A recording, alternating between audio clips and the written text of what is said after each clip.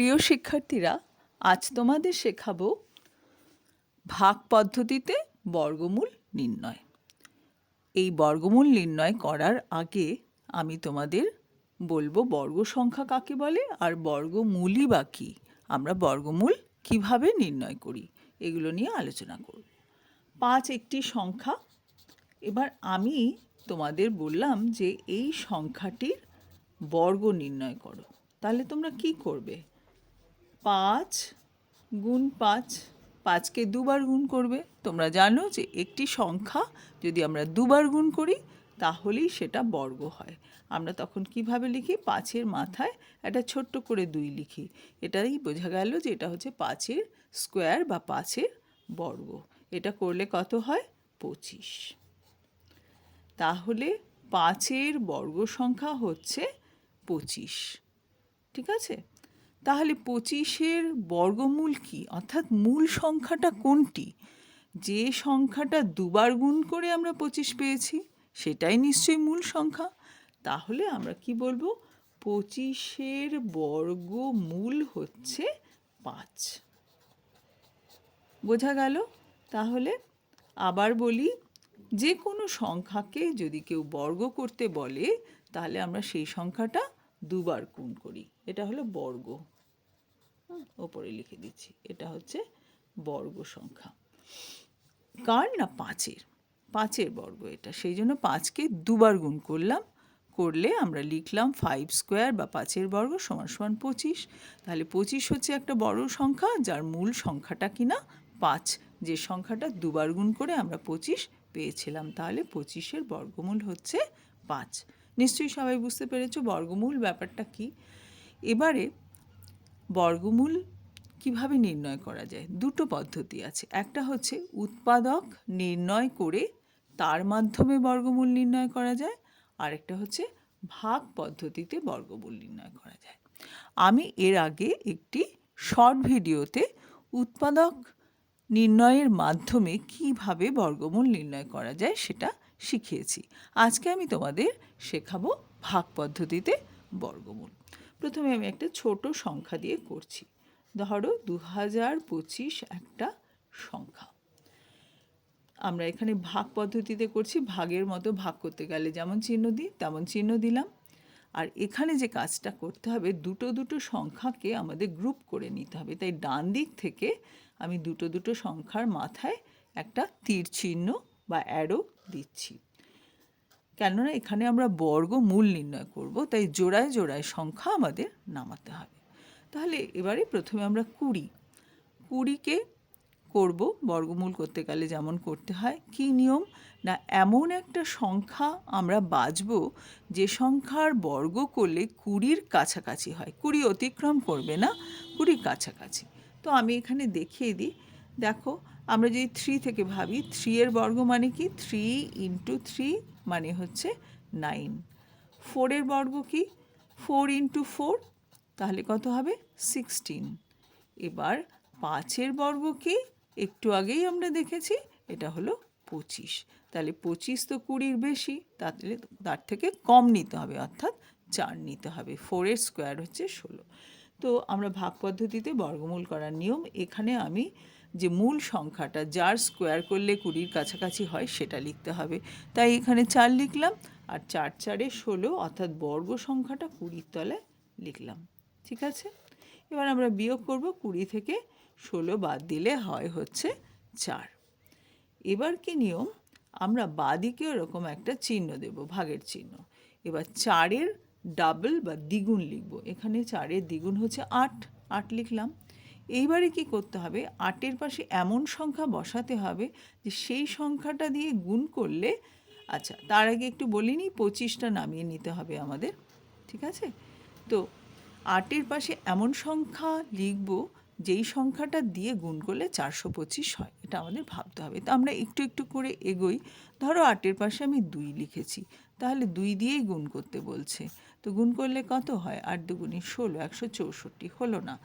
এরকম পরপর করে যাবে। করতে করতে ধরো আমি 3 লিখলাম, 3 দিয়ে গুণ করছি, 3 × 3 = 9, 3 × 8 = 24, তাও হয়নি, কাছাকাছি যেতে হবে। এবার একবারেই মনে করো আমি 5 দিয়ে করব। ঠিক আছে, 4 দিয়েও করে দেখতে পারো। আমি এবারে 5 দিয়ে করলাম, কেন না 5 5 25 হয়, এখানে 25 আছে, সেই জন্য আমরা 5 দিয়ে একবার ট্রাই করে দেখি। তো 5 5 25-এর 5 হাতে 2, 5 8 40, আর 2 হলো 42, দেখো 425 হয়ে গেল। তাহলে আমরা এখানে লিখব 5 আর এখানেও লিখব 5। ঠিক আছে, এটাই সিস্টেম, আমরা বর্গমূল নির্ণয় করছি। তো তাহলে এবারে এর তলে আমরা যেহেতু 85-কে 5 দিয়ে গুণ করলে 425 হয়, লিখে দিলাম। বিয়োগ করলে আমাদের কিছুই থাকে না, শূন্য, শূন্যটাকে আমরা ক্রস করে লিখি, শূন্য লিখতেও পারো। তাহলে কি হলো, নির্ণেয় বর্গমূল হচ্ছে 45। কার বর্গমূল বলো তো? 2025-এর। ঠিক আছে, আমরা এই সংখ্যাটার বর্গমূল করলাম। বোঝা গেল? এটা গেল আমাদের 1 নম্বর অঙ্ক। এবারে ধরো আমরা 2 নম্বর অঙ্ক করব। এবারে একটা অঙ্ক নিচ্ছি একটু বড় সংখ্যার থেকে, ধরো 1 2 5 4 4 এরকম একটা সংখ্যা নিলাম। ঠিক আছে, তো এবারে আমাদের সেই দুটো দুটো করে আমাদের পেয়ার করতে হবে। দুটো দুটো নিলাম, 44 আর 25, এবারে 1 একা পড়ে গেছে, তাতে কোনো অসুবিধার কিছু নেই, আমরা একটাকেই করব। আমরা জানি 1 1-কে 1, খুব সহজ ব্যাপার হয়ে গেল। এবারে 25 নামাবো, আর এখানে এরকম একটা ভাগ চিহ্ন দেবো, আর 1-এর ডাবল বা দ্বিগুণ লিখবো, অর্থাৎ 2 লিখলাম। আচ্ছা, এবারে দেখো আমার এখানে আছে 25, আমি যদি 2-এর পাশে 1ও লিখতাম তাহলে 1 দিয়ে গুণ করতে হতো, তাহলে কত হতো? 21। ঠিক আছে, তো আমরা তাহলে এবারে কি করব, আমরা 1 দিয়ে গুণ করব, কারণ এর বেশি আমরা করতে যদি যাই তাহলে অনেক বেশি হয়ে যাবে। ধরো এই যে দেখিয়ে দিচ্ছি, এটা হচ্ছে 44 হবে 22-কে যদি 2 দিয়ে গুণ করি। এবার 25 থেকে 21 বিয়োগ করব, করলে কত আসছে? 4।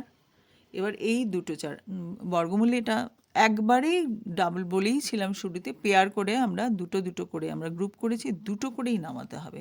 আমরা ভাগ যখন করি 1 ঘর করে নামাতাম, আর বর্গমূলে কিন্তু নিয়ম হচ্ছে দুটো দুটো করে নামাতে হবে। তো আমরা নামিয়ে দিলাম 4 4 4। এবারে কি করব, 11 ডাবল লিখব, এখানে দ্বিগুণ 22 লিখলাম। 22-এর পাশে কত বসালে সেই সংখ্যাটা দিয়ে এখানে গুণ করব, করে এইটা হবে। দেখো এখানে 4 আছে, তো আমরা জানি 2 দুগুণই 4, তো 22-এর পাশে 2 বসিয়ে দেখি না কি হয়। ব্যাস 2 বসালাম, হয়ে গেল 4 4 4। তাহলে এখানে 2 বসালাম, এখানেও 2 বসালাম, তাহলে এটা হয়ে গেল 4 4 4 444। তাহলে আমাদের নির্ণেয় বর্গমূল কি হলো? 112। আশা করি তোমরা বুঝতে পারলে। তো আরেকটা অঙ্ক আমি দেখিয়ে দিচ্ছি, এটা আরেকবার আমি না হলে বলে দিচ্ছি। দেখো আমরা প্রথমে ডাবল ডাবল করে দুটো দুটো করে সংখ্যা চিহ্নিত করেছি অ্যারো চিহ্ন দিয়ে, লাস্টে একটা সিঙ্গেল পড়েছিল, তাতে কোনো অসুবিধা নেই। আমরা প্রথমে এটার কাজটা করব। তো 1 1-কে 1, বর্গমূল করতে গেলেই এমন সংখ্যা নিতে হবে যে যার বর্গ করলে এই সংখ্যাটা হয় বা এর কাছাকাছি হয়, তো একই নিতে হবে, এর বেশি তো আর নেওয়া যাবে না। 1 1-কে 1। এবার 25 নামালাম, 1-এর ডাবল হচ্ছে 2, 2-এর পাশে 1 লিখলে হয় 21। যদি আমরা 2-এর পাশে 2 লিখতাম 44 হতো, 25-এর বেশি হতো না, সেই জন্য আমরা 21 একে 21। এবার 25 থেকে 21 বাদ দিলাম, 4 হলো, আর এই দুটো 4 পাশে লিখলাম, তাহলে হলো 444। এবারে 11-র ডাবল এখানে 22 লিখলাম, 22-এর পাশে কত বসালে, কোন সংখ্যা বসালে সেই সংখ্যাটা দিয়ে গুণ করলে 4 4 4 হয়। আমরা দেখলাম 2 বসালে, আর এখানেও 2 বসাবো, গুণ করলে আমাদের এটা হয়, তাহলে উত্তরটা হলো এটা। আরেকটা অঙ্ক আমি একটু দেখিয়ে দিচ্ছি, এটা আশা করি তোমাদের খুব একটা বোঝাতে হবে না, তবুও এটা করানোর আরেকটা কারণ আছে। আচ্ছা, আমরা দুটো দুটো করে নামাচ্ছি, 40,401। তো এই 1 4 পড়ে রয়েছে সিঙ্গেল, এটা ডাবল আর করা মানে পেয়ার করা গেল না, তাতে কোনো অসুবিধা নেই। আমরা জানি 2 দুগুণী 4 লিখলাম। আচ্ছা, এবারে 2 দুগুণী 4, তো আমাদের দুটো করে নামাতে হবে, অর্থাৎ 0 4 নামালাম। 2-এর ডাবল হচ্ছে এখানে 4 লিখতে হবে। এবার দেখো 4-এর পাশে যদি আমি 1ও লিখতাম আর 1 দিয়ে গুণ করতে হতো, কত হতো? 41, কিন্তু এখানে আছে 4। তাহলে আমরা করতে পারবো না এইভাবে, তাহলে পরের জোড় সংখ্যাটা নামাতে হবে। তাহলে আমরা পরের জোড় সংখ্যা নামালাম, ঠিক আছে। এইবারে এই যে এটা নামিয়েছি আর আগে এটা করতে পারিনি, ছোট সংখ্যা হয়ে গেছে, সেই জন্য কী করতে হয়, এখানে একটা শূন্য বসাতে হয়, তাই এখানেও শূন্য বসাতে হয়। আবার দেখো ভালো করে, আমরা 4 তো মিলে গেল, তারপরে 0 4 নামিয়েছিলাম। 0 4কে 4 দিয়ে যাচ্ছিল না, 4-এর পাশে 1 লিখলেও 41 হয়। যেহেতু গেল না, তাই আমরা এখানে 0 আর এখানেও 0 বসালাম। আর তারপরের দুটো সংখ্যা নামিয়ে নিয়েছি 401।